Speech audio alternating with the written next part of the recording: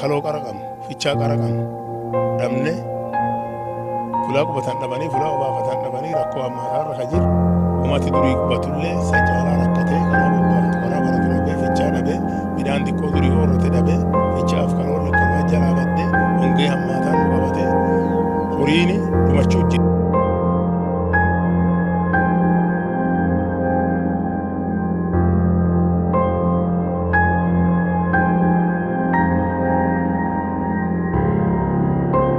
Roobi lafan jiru roobi kun diqqaa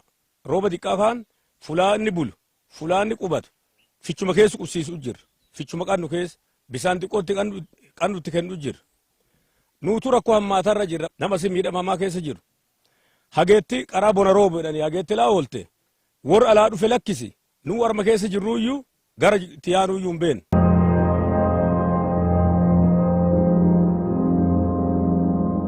Loon jigan hongee horuma dur qannu badii walirraa godaannaa walirraa fudhatee taree womaa lafan jiran akka waaqaattennaa akka namaatti akka malee sodaan haga godaante asiseentu tana maafi dhufanii nu laaluu didanii aanaaf bacaa walta seene gara mana baroonsaallee rakkoo yaaddessaa qannaa harcaatii baay'ee uumamaa jira gama kanallee tennaa mootummaa nama qarqaare mal midhaan gama horii lakkise amma horii aadaa jibbaanneerra waaqi guddaa qarqaaruufa danda'a nu warri horsiisee bulaa warri loon hin bulu akka lootti hin jirreetti amma jala murreera. Buqqisee